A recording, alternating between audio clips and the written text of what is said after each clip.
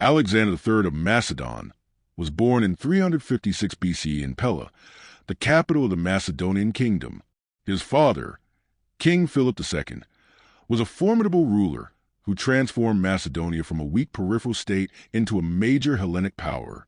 His mother, Olympias, a princess of Epirus, was known for her intense personality, her devotion to the god Dionysus, and her claim of descent from Achilles. From birth, Alexander was surrounded by omens and prophecies. Ancient chroniclers tell that on the night of his conception, Olympias dreamed of a thunderbolt striking her womb, while Philip supposedly dreamed of sealing her womb with the image of a lion, symbols that foretold a powerful destiny. Pella in the mid-4th century BCE was a vibrant court, filled with Greek intellectuals, artists, and diplomats. Philip's military reforms, especially the introduction of the sarissa, a long pike that revolutionized the Macedonian phalanx, created an army capable of rivaling the greatest powers of Greece.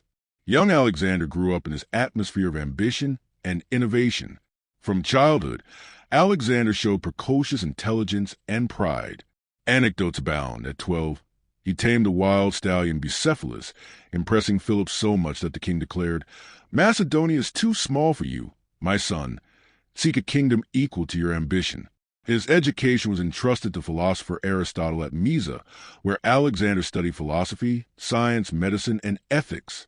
Aristotle's teachings instilled in him an admiration for Homer's Iliad, especially the heroic ideal of Achilles, whom Alexander saw as his spiritual ancestor. Yet Alexander's youth was also marked by tension. Philip's growing power and his marriage to Cleopatra Eurydice, a Macedonian noblewoman, strained relations with Olympias and her son. Alexander, feeling sidelined, clashed with his father publicly at a wedding feast. The rift foreshadowed political conflicts that would erupt after Philip's assassination in 336 BC. By then, however, Alexander had already been trained as a warrior, a thinker, and a leader destined to inherit an empire in the making. Alexander's years as a student under Aristotle at Mysa, 343 to 340 BCE, were crucial in shaping his worldview. Aristotle's instruction went beyond philosophy. It included biology, geography, politics, and rhetoric. The philosopher introduced Alexander to the idea of Greek superiority and the concept of a natural hierarchy of peoples, a notion that Alexander would later both challenge and exploit. He was also introduced to the works of Homer, Herodotus, and Xenophon, developing a fascination with heroism, exploration, and empire. At 16, Alexander served as regent while Philip campaigned in Thrace. When the Mede, a Thracian tribe, revolted, Alexander crushed them decisively and founded a city named Alexandropolis, his first city, foreshadowing many to come. His courage and tactical insight impressed Philip's generals and soldiers alike. But as Philip expanded his influence across Greece, tensions at court deepened. Olympias felt increasingly alienated by Philip's new marriage to Cleopatra Eurydice, while Alexander feared the emergence of a legitimate Macedonian heir who might displace him. In one infamous banquet quarrel, the drunken general Attalus, uncle of Cleopatra, insulted Alexander and his mother. A furious Alexander threw his cup at Attalus, and Philip, equally enraged, attempted to attack his son, but stumbled drunkenly. Alexander's scornful retort, "Here is the man preparing to cross from Europe to Asia, and he cannot even cross from one couch to another," became legendary. After this episode, Alexander and Olympias fled to Epirus, only reconciling later when political necessity forced Philip's hand. Despite these conflicts, Philip continued to value Alexander's military prowess. At Chaeronea in 338 BCE, Alexander commanded the left wing of the Macedonian army and led a decisive cavalry charge that broke the elite sacred band of Thebes, ensuring Macedonian dominance over Greece. 2 years later, Philip organized a grand plan to invade Persia. Yet before he could launch it, he was assassinated in 336 BC, likely by his bodyguard Pausanias, though ancient sources hint at deeper intrigues involving Olympias or even Alexander himself. At 20, Alexander inherited a vast, volatile kingdom and a father's unfulfilled imperial dream. Philip's death threw Macedonia into turmoil. The succession was not guaranteed. Philip had other potential heirs, and many Greek states saw the assassination as an opportunity to revolt. Alexander moved swiftly and ruthlessly.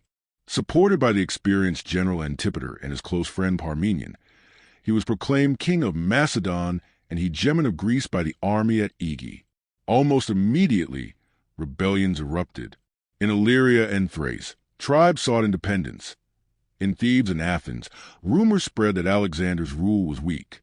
To secure his position, Alexander first crushed the northern tribes in a lightning campaign, crossing the Danube and defeating the Geti. His speed and audacity astonished both allies and enemies. Then he turned south. Thebes, encouraged by Persian gold, openly rebelled. In 335 BC, Alexander surrounded and stormed the city. The siege ended in utter destruction. Thebes was razed, 6,000 inhabitants were killed, and 30,000 enslaved. This brutal act, though condemned by later writers, was a calculated warning. Greece would remain united under Macedonian command. Athens, shocked by the massacre, quickly submitted. Having secured Greece, Alexander set about completing his father's mission, the invasion of Persia. He organized a league of Corinth's forces, appointed Antipater as regent in Macedonia, and gathered a mixed army of Macedonians and Greeks numbering about 40,000 men. His companions, Hephaestion, Ptolemy, Perdiccas, and Craterus, would become the pillars of his empire. In the spring of 334 BC, Alexander crossed the Hellespont, modern Dardanelles, symbolically casting a spear into Asian soil to claim the continent as his own. He visited the legendary site of Troy, where he paid homage to Achilles at his tomb, girding himself for a campaign that would rival and surpass the myths of Homer. Ahead lay the vast Persian Empire, richer, older, and seemingly invincible. But Alexander, barely 22, believed destiny itself was on his side. The conquest of Asia had begun. When Alexander crossed into Asia in 334 BC, he stood at the threshold of a campaign that would reshape the ancient world. His army, about 32,000 infantry and 5,000 cavalry, was vastly outnumbered by the Persian Empire's resources, yet united under a single will. He led a coalition nominally acting on behalf of the League of Corinth, proclaiming revenge for Persia's invasions of Greece a century and a half earlier. But Alexander's ambition reached far beyond vengeance. He sought the throne of Asia itself. The first challenge came swiftly. Near the Granicus River, in northwestern Anatolia, the Persian satraps, provincial governors, had assembled a large force, commanded by Arsides of Phrygia and supported by Greek mercenaries under Memnon of Rhodes, a skilled strategist who urged the Persians to adopt the scorched earth policy. Arsides refused, unwilling to devastate his own provinces.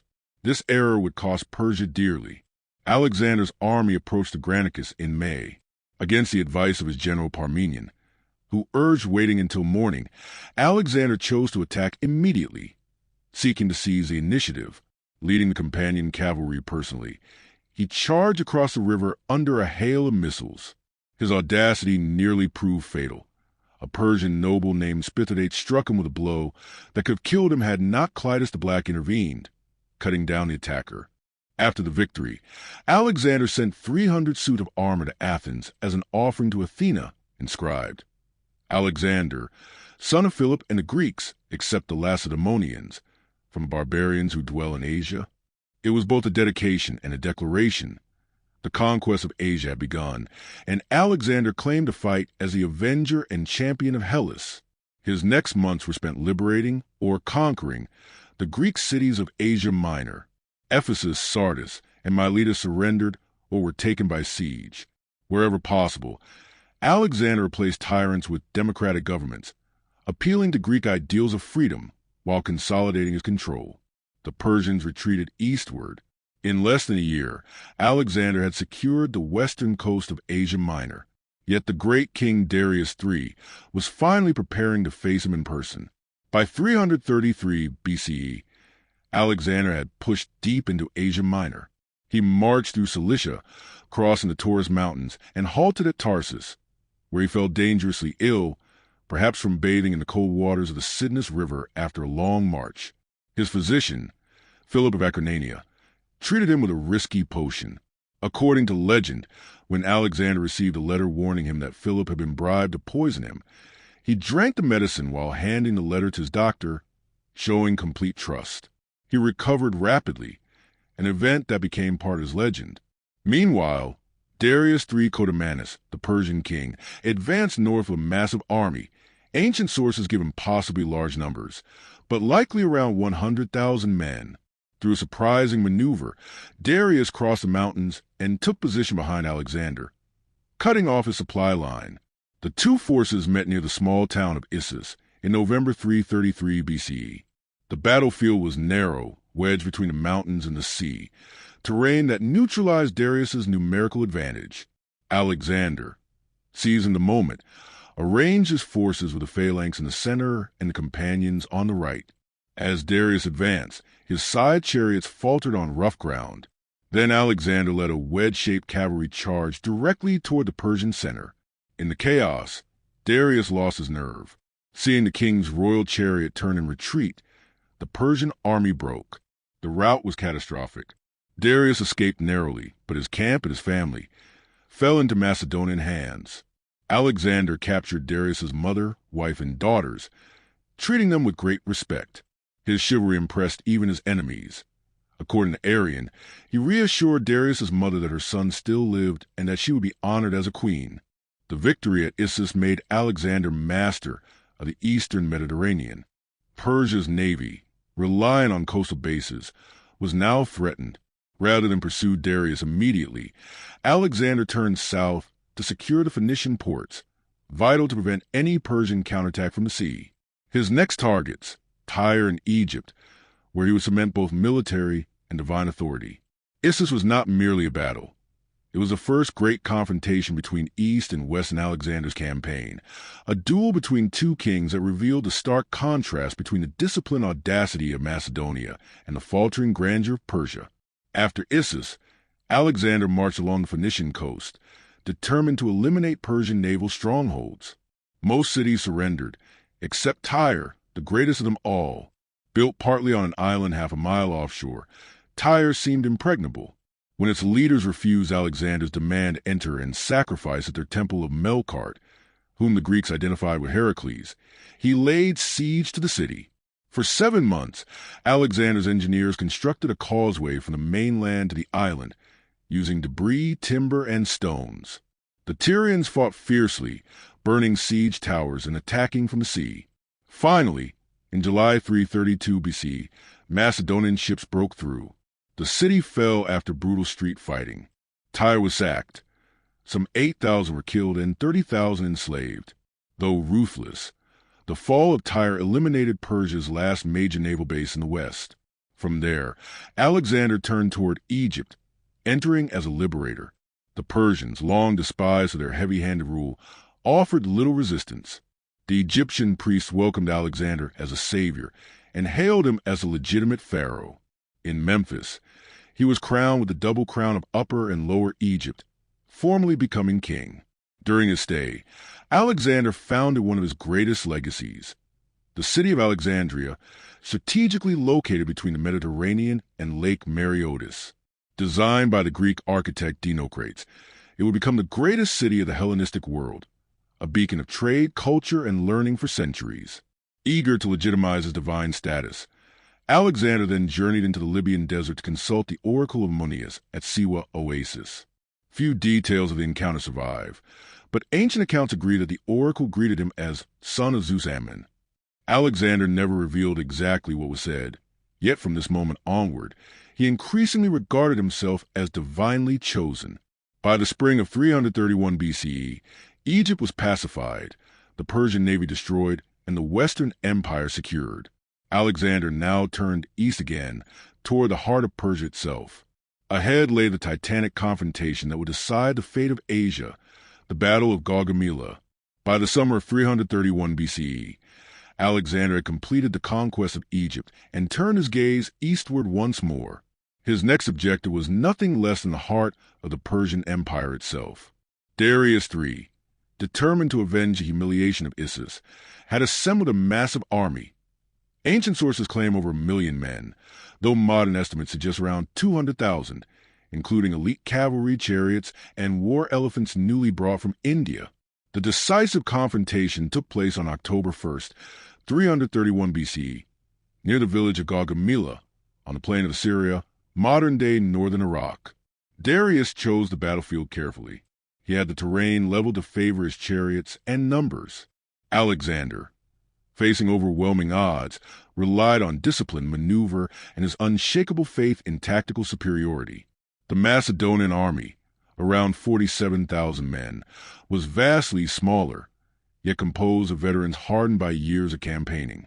At dawn, Alexander formed his army in a double oblique line, refusing his left wing while strengthening the right. As Darius advanced with his side chariots, Alexander ordered his troops to open their ranks, allowing the deadly vehicles to pass harmlessly through. Then, seeing a gap forming in the Persian line, he struck. Leading his companion cavalry, Alexander charged directly toward Darius in a thunderous wedge formation. The shock of impact threw the Persian center into confusion. Darius, once again witnessing chaos unfold, lost his nerve and fled the field in his royal chariot. With the king gone, the Persian army disintegrated. Meanwhile, on the Macedonian left, Parmenians struggled against fierce Persian attacks, but eventually prevailed.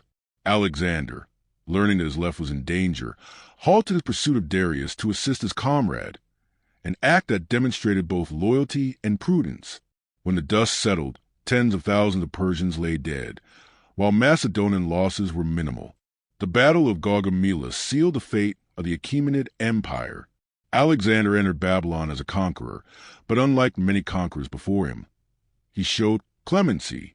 Temples were restored, and the city's populace welcomed him as a legitimate king. The victory not only made Alexander master of Asia, it confirmed his belief in divine favor. From this moment, he ceased to be merely a Macedonian ruler and became, in his own eyes and those of many contemporaries, the rightful ruler of the world. After Gaugamela, Alexander advanced triumphantly into the heart of Mesopotamia. Babylon, one of the oldest and richest cities in the world, opened its gates without resistance. The Persian satrap Mazias, recognizing the futility of further resistance, surrendered the city and was rewarded by Alexander with reinstatement as governor, a gesture that revealed the conqueror's pragmatic approach to ruling conquered lands. The Macedonian army entered Babylon in October 331 BC amid scenes of wonder. The city's towering ziggurats, lush gardens, and grand processional ways dazzled the Greeks, many of whom had only heard of its fabled splendor. Alexander immediately ordered the restoration of temples desecrated during earlier Persian rule, especially that of Marduk-Bel, to win the favor of Babylonian priests and people. From Babylon, he marched eastward to Susa, another imperial capital, where immense treasures awaited, some 50,000 talents of silver, a staggering fortune. Here, Alexander began to adopt Persian court customs, wearing elements of their royal dress, sitting on a great king's throne, and treating Persian nobles as equals. This blending of cultures, controversial among his Macedonian officers, marked the beginning of a new imperial ideology, the fusion of East and West under one sovereign. The final act of vengeance against Persia came at Persepolis, the ceremonial capital built by Darius I and Xerxes I. When Alexander arrived in early 330 BC, the city still symbolized Persian imperial majesty. For months, the Macedonian army wintered there, enjoying the spoils of victory. Then, in a dramatic and infamous episode, Persepolis was burned. Ancient sources differ on whether it was deliberate or impulsive. Plutarch describes how, during a drunken revel, an Athenian courtesan urged Alexander to set the city ablaze as retribution for the Persian destruction of Athens in 480 BC. Alexander seized a torch, igniting the palace himself. As flames consumed the magnificent halls of Xerxes, even Alexander is said to have regretted the act by morning. The destruction of Persepolis symbolized the end of the Achaemenid Empire and the transfer of power to a new world order. Yet it also exposed the duality within Alexander, the scholar king inspired by Homeric ideals, and the ruthless conqueror consumed by glory. Despite the destruction of his capitals, Darius III still lived and remained, in theory, the legitimate ruler of Persia. Determined to end any lingering resistance, Alexander set out in pursuit.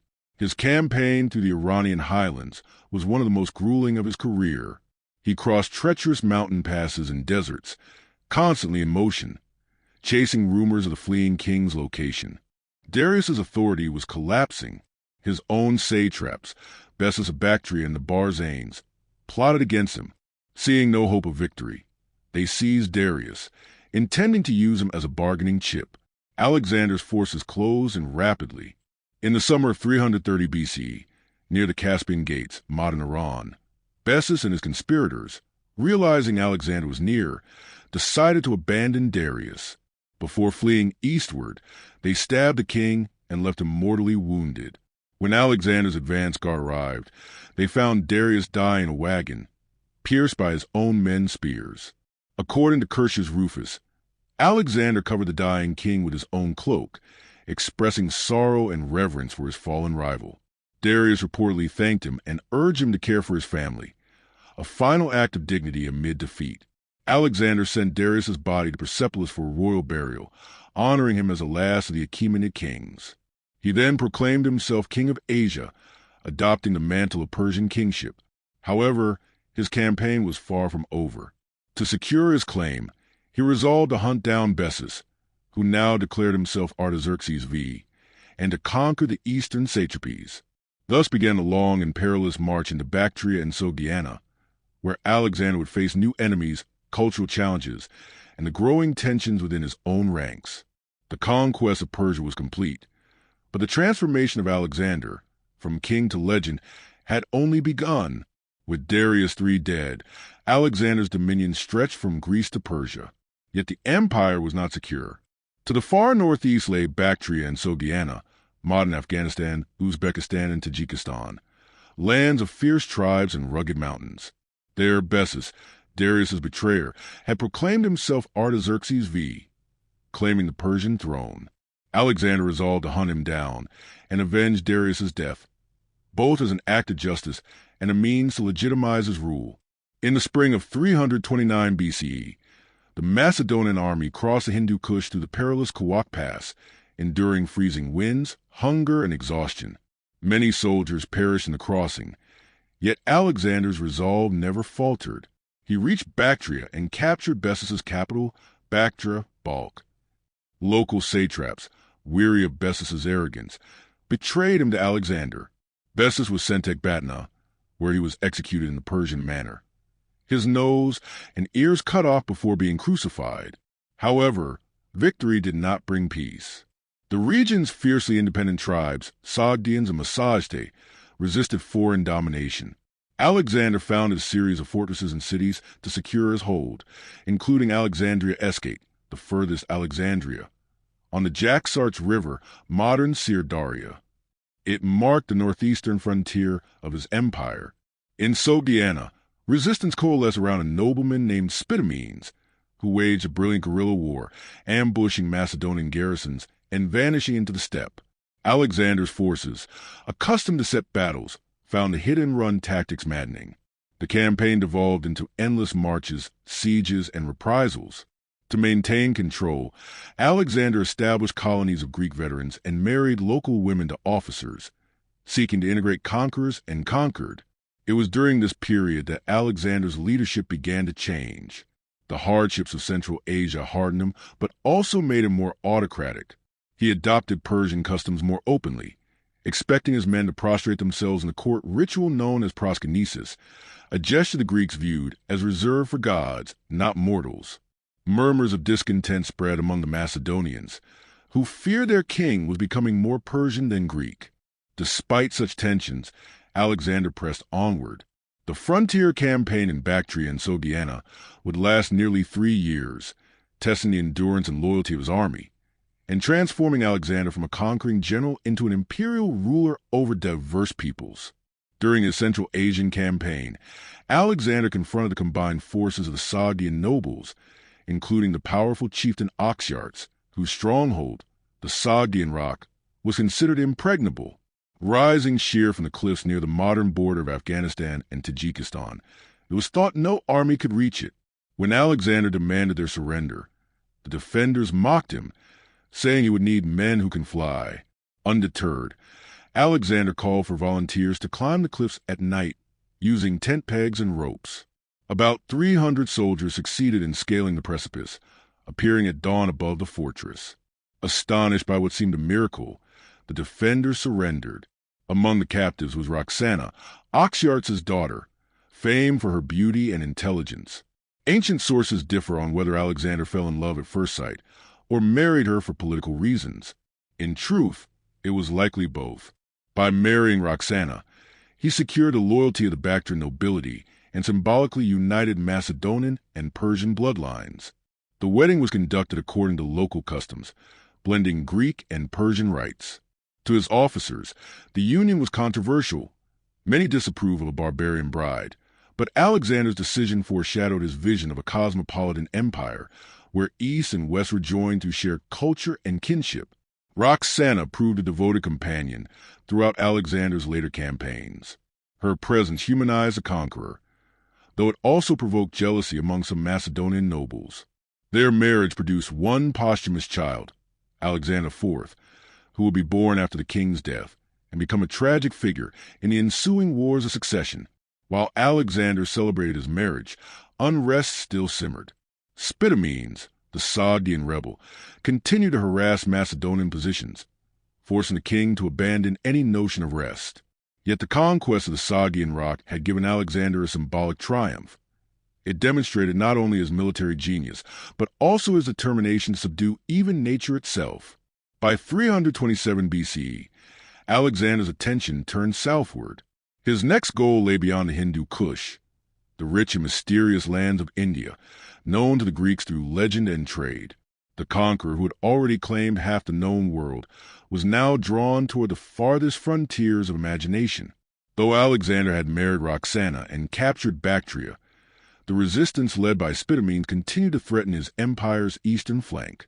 Spitamenes was a master of guerrilla tactics, rallying Sogdian and Scythian horsemen to strike Macedonian garrisons and vanish across the steppes. His mobility contrasted sharply with the disciplined but slower Macedonian formations. In 328 BCE, Spitamenes launched a surprise assault on Maracanda, modern Samarkand, massacring its garrison. Alexander responded with fury. He divided his forces, leading one column personally while delegating others to trusted lieutenants, including Craterus and Caenus. The campaign was brutal, marked by relentless marches across deserts and rivers under scorching heat. Despite his efforts, Spitamenes evaded direct confrontation, preferring to exhaust the invaders. Only after months of pursuit did fortune turn. The rebel Scythian allies, weary of endless fighting, betrayed and killed him, sending his severed head to Alexander. The rebellion collapsed soon after, bringing Central Asia nominally under Macedonian control. Yet victory came at a cost. The harshness of the campaign and Alexander's growing suspicion of disloyalty among his men began to erode morale. When the veteran general Clitus the Black, who had once saved Alexander's life at Granicus, reproached him during a drunken feast for adopting Persian ways and forgetting his Macedonian roots, Alexander's temper exploded. In a fit of rage, he killed Clitus with his own spear. The murder plunged Alexander into remorse.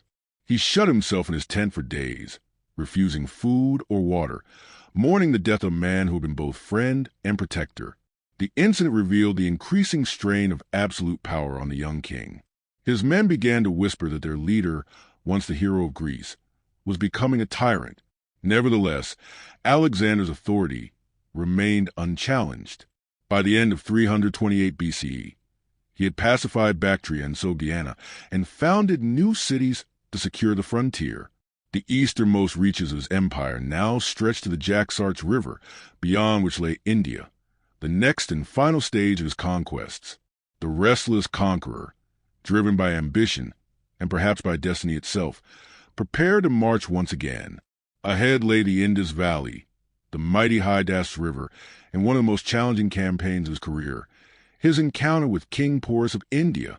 After years of relentless conquest, Alexander's ambition turned toward the lands beyond the Hindu Kush. India, a region shrouded in mystery for Greeks. Tales of fabulous riches, strange beasts, and powerful kings fired his imagination. But the invasion was also strategic. He sought to secure his empire's eastern frontier and prevent any resurgence of Persian power from that direction. In 327 BCE, Alexander began his march to the Khyber Pass, entering the territory of the Aspasia and Assakinoi tribes, in present-day Afghanistan and Pakistan. These fierce mountain peoples resisted fiercely, forcing Alexander into a campaign of grueling sieges and hand-to-hand fighting in steep valleys. At Massaga, the Assacenoi fortified themselves behind massive walls. After a bloody assault, Alexander captured the city, reportedly slaughtering thousands. The subsequent storming of Ora and Aurnos, a nearly impregnable rock fortress on the Indus, marked the end of organized resistance. The siege of Aurnos became legendary. The mountain citadel, said to have defied even Heracles, was defended by thousands. Alexander's engineers constructed a causeway and siege towers, gradually closing the gap between the Macedonian camp and the fortress.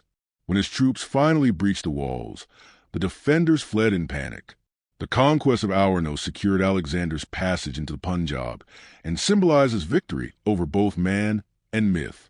By the spring of 326 BC, Alexander crossed the Indus River near modern Attock, welcomed by the local ruler Taxiles Amhi, who offered tribute and alliance. Alexander rewarded him generously, naming him satrap of his own territories.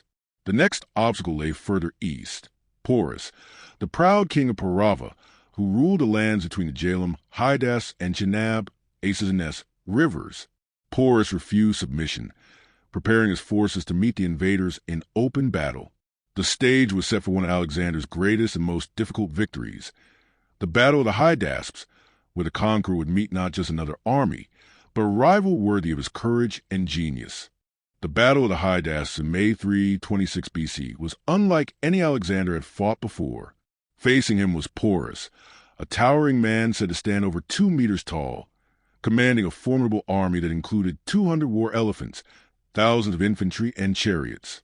The Hydaspes River, modern Jhelum, swollen by monsoon rains, separated the two forces.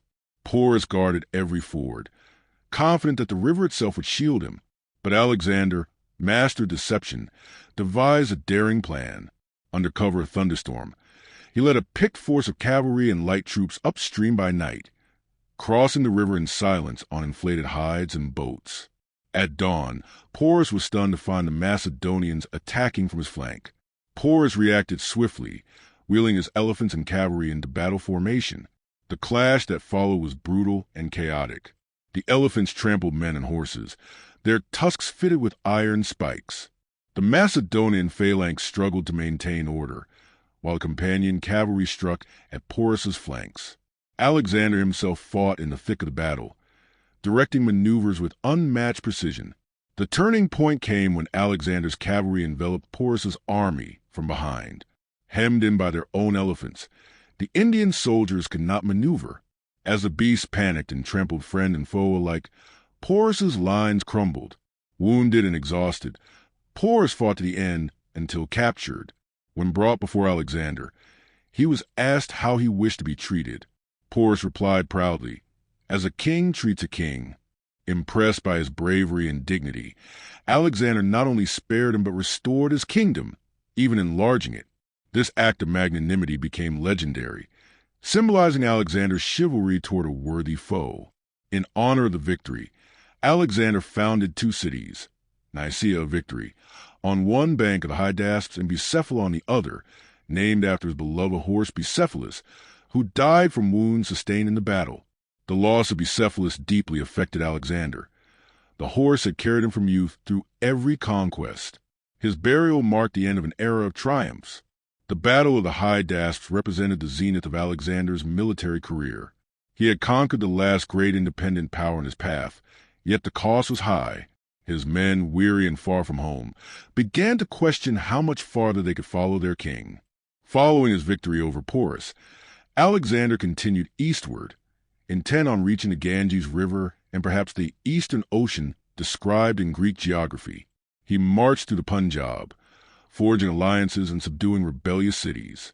The Greeks marveled at the elephants, exotic flora, and advanced urban centers they encountered, evidence of a civilization older and richer than any they had seen. However, the farther they marched, the more restless the troops became. Word reached Alexander of powerful kingdoms beyond the Bios River, Hephaestion, where rulers commanded armies said to number thousands of elephants. His officers, led by Cenas, begged him to turn back. For the first time in his career, Alexander faced open refusal. Gathering his men, he addressed them passionately, invoking the glory of their past victories and urging them to press on to the world's end. But the army stood firm. According to Arrian, Alexander brooded in his tent for 3 days before accepting reality. At last, he sacrificed to the gods and ordered a monumental altar to mark the eastern limit of his conquests. The dream of reaching the ocean by land was abandoned. Turning south, Alexander resolved to explore the Indus Valley and secure the coastal routes. Along the way, he fought fierce campaigns against the Malians and Oxydraci tribes. During one assault at Multan, he scaled the city walls ahead of his men and was struck by an arrow that pierced his lung. Believed dead, his troops stormed the city in despair. Miraculously, Alexander survived, though barely. His recovery was slow, and the incident revealed the depth of his soldiers' devotion. They refused to eat or speak until assured of his survival. By 325 BC, Alexander had reached the delta of the Industry. There he divided his forces. One part, under Nearchus, would sail along the coast of the Persian Gulf. The rest would march westward to the Gedrosian Desert, a fateful decision that would test them to the brink of annihilation. Alexander had reached the known world's edge, yet he was not content. The man who had conquered empires now sought to master nature itself. His next march would prove that even the greatest conqueror could not escape the limits of mortality. When Alexander decided to return westward from India in 325 BCE, he refused to retrace his steps through the fertile lands of the north. Instead, determined to chart new territory and link his empire by land and sea, he chose a southern route through Gedrosia, modern Baluchistan, one of the most inhospitable deserts on earth. His admiral Nearchus was ordered to sail along the coast with a fleet to explore and establish harbors, while Alexander led the main army through the interior. It was a decision born of ambition, and one that nearly destroyed him. The Gedrosian Desert was a wasteland of scorching heat, shifting dunes, and scarce water. As the army advanced, wells dried up, supplies dwindled, and men began to die by the hundreds each day. The blistering winds blinded soldiers. Horses and pack animals perished in droves. According to Arrian, the soldiers, maddened by thirst, sometimes killed their own comrades for a few drops of water. Despite his officers' pleas to turn back, Alexander refused. He shared the hardships of his men, marching on foot and refusing to drink more than they did. One famous episode illustrates his leadership. When a small cup of water was brought to him after a long march, he poured it into the sand in front of his troops, declaring that he would not drink while others suffered.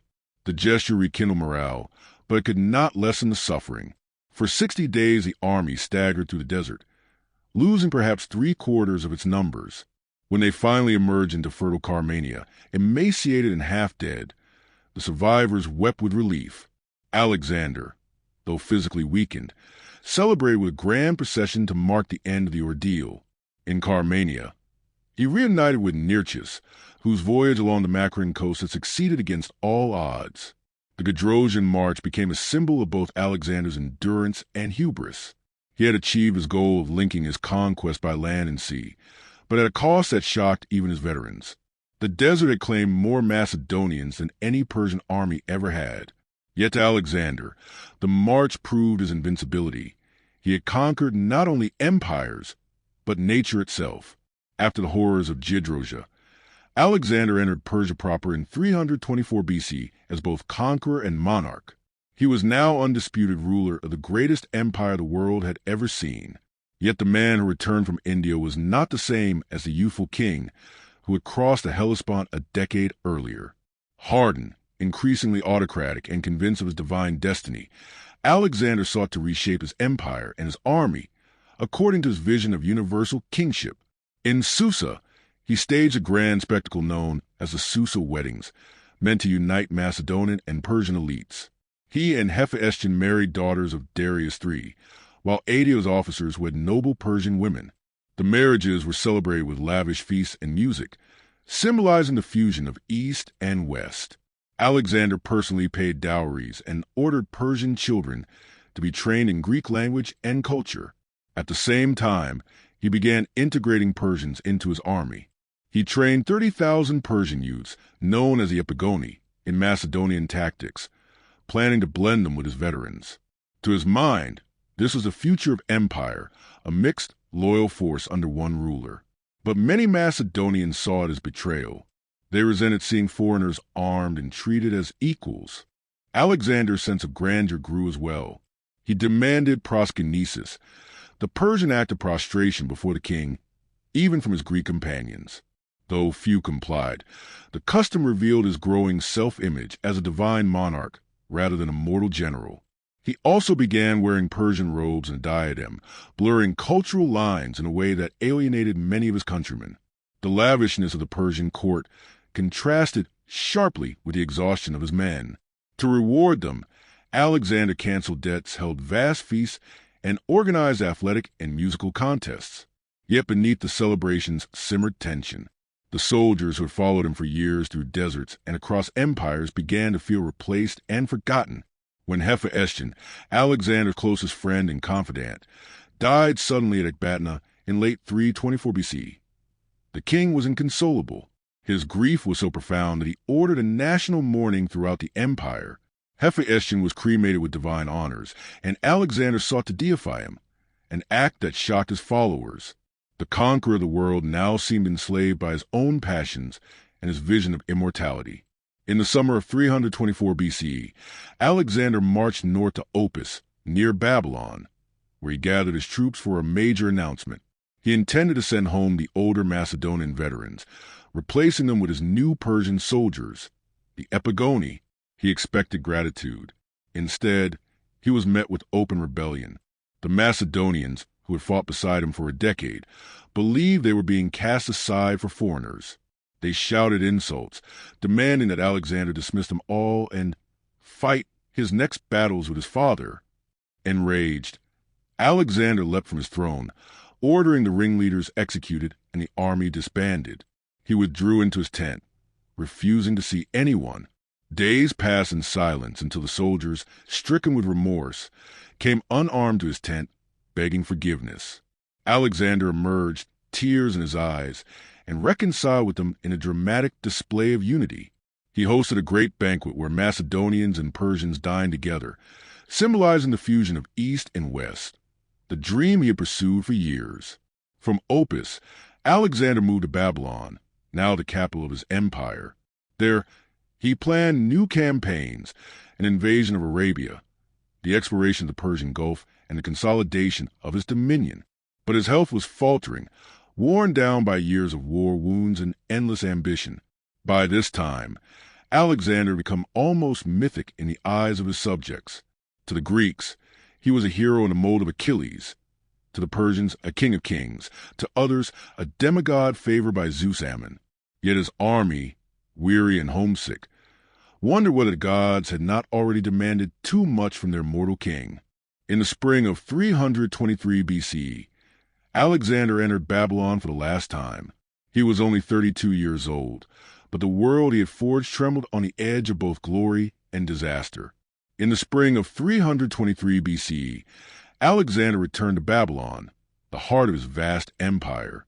The city, with its hanging gardens and towering ziggurats, symbolized the wealth and majesty of the lands he had conquered. Yet behind the triumph, there were omens of doom. Ancient writers described strange portents, ravens fighting to death on the palace walls, and a lion escaping from the royal menagerie. The Chaldean priests, masters of astrology, warned that entering the city would bring disaster. Alexander, contemptuous of superstition, ignored them. His ambitions were undiminished. Having conquered from Greece to India, he now dreamed of new campaigns, an invasion of Arabia, the circumnavigation of Africa, and the creation of a global trading network uniting the continents. He also planned a massive fleet at the head of the Persian Gulf and monumental construction projects throughout Babylon. To him, the empire was only the beginning of a greater vision, a world united under one ruler and one culture. However, years of relentless campaigning had taken a toll. Alexander's health was deteriorating. He suffered from fevers, exhaustion, and old wounds that never fully healed. Yet he continued to feast and plan as energetically as ever. During a banquet in late May, he drank heavily in honor of his friend Nearchus, who had returned from a sea voyage. Soon after, he developed a severe fever. At first, it was dismissed as fatigue, but over the next 10 days, his condition worsened. He lost his voice and could no longer stand. His generals, alarmed, filed past his bed, and though he could not speak, he greeted each with a nod of recognition. According to Arrian, when the soldiers demanded to see him, Alexander was carried out on his couch, too weak to rise. The men filed by in silence, weeping at the sight of their dying king. When asked to whom he left his empire, Alexander reportedly whispered, "To the strongest." Some sources claim he added, "and the empire will be divided in strife." On June 10th or 11, 323 BCE, after 12 years of unbroken conquest, Alexander the Great died in Babylon at the age of 32. The cause of his death remains one of history's enduring mysteries. Ancient and modern theories range from malaria or typhoid fever to poison, though evidence for deliberate murder is weak. What is certain is that the world he built, vast, diverse, and fragile, had lost its only unifying force. News of Alexander's death spread through Babylon like wildfire, met with disbelief and grief. Many refused to accept that the man they had come to see as divine could die. His body, said to have shown no decay for days, was treated as sacred proof of his godhood. The Macedonian army, stunned and leaderless, fell into chaos. The question of succession was immediate and explosive. Alexander had left no designated heir. His wife Roxana was pregnant, but the child's fate was uncertain. His half-brother Darius, though of royal blood, was mentally unfit to rule. The generals, Perdiccas, Ptolemy, Seleucus, Antipater, Craterus, and others, now faced the impossible task of dividing power without destroying everything Alexander had built. Meanwhile, Babylon descended into mourning. Alexander's funeral pyre was immense, a structure of gold and ivory towering above the city. His body was embalmed and placed in a golden sarcophagus filled with honey. The question of where he should be buried became a political struggle in itself. Perdiccas, acting as regent, ordered the body sent to Aegae, the royal cemetery of Macedonia, but Ptolemy, governor of Egypt, intercepted the procession and brought the coffin to Memphis and later to Alexandria, where it became a revered shrine. In death, Alexander's legend grew even greater. Greek and Persian traditions merged to depict him as a divine hero, the son of Zeus Ammon, conqueror of the world and civilizer of nations. Poets compared him to Achilles. Philosophers debated his legacy. Kings would later measure themselves against his deeds. Yet beneath the myth lay tragedy. The empire he had forged through genius and blood could not survive without his guiding hand. The generals who had sworn loyalty to him now turned against each other, plunging the world into decades of war. Still, Alexander's vision endured. His conquest spread Greek culture and language across Asia, giving birth to the Hellenistic age, a new era of science, art, and cosmopolitan exchange that reshaped history. In a sense, Alexander never truly died. His cities, especially Alexandria and Egypt, became living monuments to his dream of a unified world. His name echoed across centuries, inspiring emperors from Caesar to Napoleon. The young king from Macedon had conquered the known world, and in legend, the unknown one as well. Alexander's death created a power vacuum unlike any in history. The generals who had once followed him now vied for control of his vast, leaderless empire. The infant Alexander IV and the mentally impaired Darius were proclaimed joint kings, but the true power lay in the hands of the regent Perdiccas and the Didache successors, whose ambitions soon tore the empire apart. At the partition of Babylon, 323 BCE, the territories were divided. Ptolemy received Egypt, Antipater Macedonia and Greece. Seleucus commanded the companion cavalry, Lysimachus Thrace, and Antigonus Monophthalmus Asia Minor. At first, they pretended to rule in the name of Alexander's heirs, but alliances quickly fractured. Perdiccas sought to maintain unity under his regency, but his overreach led to rebellion. When he tried to invade Egypt in 321 BCE, his own officers assassinated him. Ptolemy secured Egypt and its immense wealth, establishing the Ptolemaic dynasty, which would last nearly 3 centuries. Seleucus seized the eastern provinces, founding the Seleucid Empire, stretching from Syria to India. Lysimachus and Antigonus battled for dominance in Asia Minor and Greece, while Antipater's descendants struggled to hold Macedonia. The wars that followed, spanning from 322 to 301 BCE, were savage and relentless. Cities were razed, armies annihilated, and Alexander's bloodline extinguished. His son, Alexander IV, was murdered around 310 BCE, ending the royal house of Macedon. The dream of a single empire collapsed, replaced by a patchwork of rival Hellenistic kingdoms. Yet from the ashes of war emerged a new world order.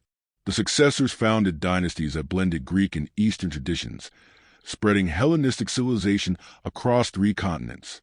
Greek became a language of administration, science, and culture. From the Mediterranean to the industrial Alexandria in Egypt rose as a beacon of learning, home to the great library and the museum. Alexander's empire, though fragmented, had transformed the world. The old boundaries between East and West dissolved. Ideas, goods, and peoples mingled as never before. The torch of empire passed from Macedon to the Hellenistic kings, and, centuries later, to Rome, which would inherit and preserve Alexander's legacy. The wars of successors ended not in restoration, but in creation, a new age born from conquest. Alexander's name remained his eternal symbol, the young conqueror who had united the world for a fleeting moment, proving that destiny, once seized, could reshape all of history.